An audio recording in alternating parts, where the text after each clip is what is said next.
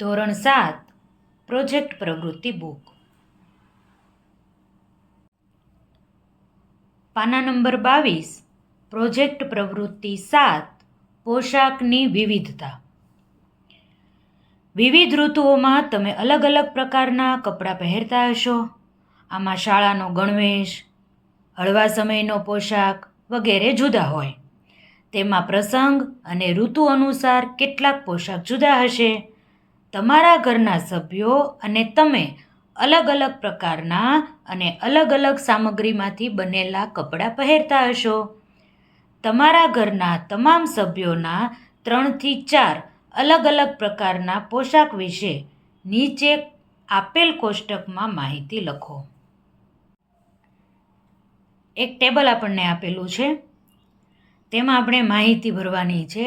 આપણા ઘરમાં દરેક વ્યક્તિઓ કેવા કેવા પ્રકારના પોશાક પહેરે છે, કેવા કપડાં પહેરે છે તે લખવાનું છે. કપડાનું નામ લખવાનું છે. આ કપડું શેમાંથી બનેલ છે એ પણ લખવાનું છે. કપડું કોણ પહેરે છે અને કઈ ઋતુમાં પહેરાય છે અને એ કપડાની અંદાજિત કિંમત શું છે, બધી માહિતી લખવાની છે. ચાલો શરૂઆત કરીએ. શર્ટ. તો શર્ટ શેમાંથી બને? પોલિએસ્ટરમાંથી. મોટાભાગના શર્ટ કોટનના પણ હોઈ શકે. બરાબર. કપડું કોણ પહેરે છે? પપ્પા અને ભાઈ.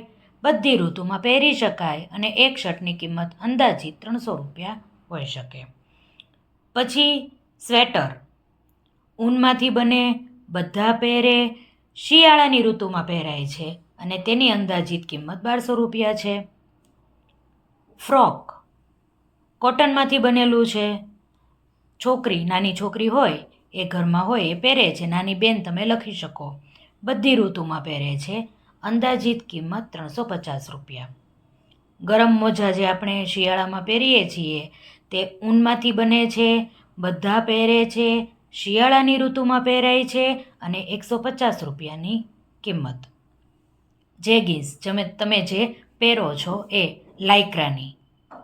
તમે જે જેગિન્સ પહેરો છો એ લાઇક્રામાંથી બને છે.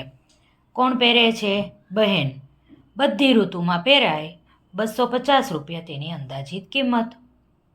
હવે વાત કરીએ પેન્ટ.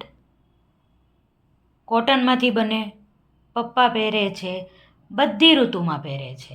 અંદાજિત કિંમત છે 800 રૂપિયા. પછી વાત કરીએ સાડીની. સાડી મેં સિલ્કની લીધી છે. બરાબર. સિલ્કમાંથી બને છે, મમ્મી પહેરે છે, બધી ઋતુમાં પહેરે છે. 1000 રૂપિયા તેનો ભાવ. રેઇનકોટ. એ તો પ્લાસ્ટિકમાંથી જ બને, તો જ ન પલળીએ ને. બરાબર છે. પ્લાસ્ટિકમાંથી બને છે, બધા પહેરે છે, ચોમાસાની ઋતુમાં પહેરાય છે. 600 રૂપિયા તેની અંદાજિત કિંમત. ટી શર્ટ કોટનનું હોય, ભાઈ પહેરે, બધી ઋતુમાં પહેરે, 500 રૂપિયા તેની અંદાજિત કિંમત. ગરમ ટોપો. ઊનમાંથી બને, બધા પહેરે, શિયાળામાં પહેરે, 300 રૂપિયા તેની કિંમત. સ્કર્ટ. કોટનનું બને, બહેન પહેરે, ઉનાળામાં પહેરે, 650 રૂપિયા તેની કિંમત. પછી વાત કરીએ મફલરની. ઊનમાંથી બને છે, પપ્પા પહેરે છે, ન કહેવાય, બાંધે કહેવાય. પપ્પા બાંધે છે મફલર. શિયાળામાં તે વપરાય છે અને તેની કિંમત છે 100 રૂપિયા.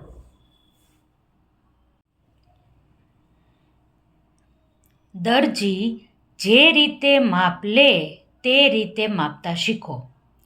તમારા મિત્રનું શર્ટ અને પેન્ટનું માપ લો અને નોંધો.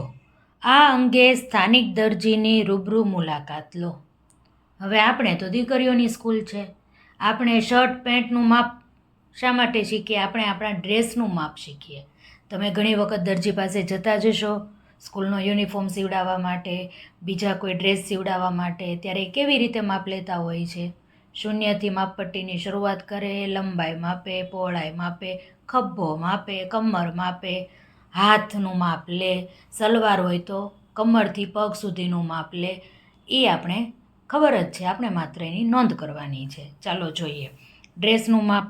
તમારા જેવડી દીકરી હોય એના ડ્રેસનું માપ અહીં મેં લીધેલું છે. લંબાઈ 24 ઇંચ, શોલ્ડર 14 ઇંચ, બાંયની લંબાઈ માપો તો 11 ઇંચ જેટલી આવશે, બાંયની મોળી 8 ઇંચ જેટલી આવશે, ગળું 6 ઇંચ જેટલું હોઈ શકે. પછી તમે શર્ટ પેન્ટનું માપ લખવું હોય તમે લખજો. આગળ જોઈએ.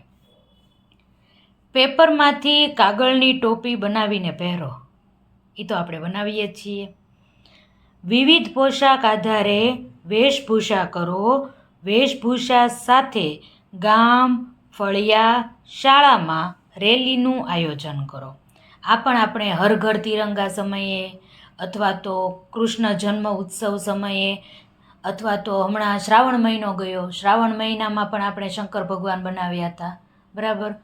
કાનુડો બનીએ છીએ, શંકર ભગવાન બને છે. પછી આપણે એક વખત વ્યસન મુક્તિની રેલી કાઢી હતી, ત્યારે પણ આપણે થોડું ઘણું રાક્ષસ જેવું બનાવવા માટે પ્રયત્ન કર્યો હતો, બરાબર છે. તમે કોઈ પણ વેશભૂષા ધારણ કરી અને પછી રેલી કાઢી શકો છો.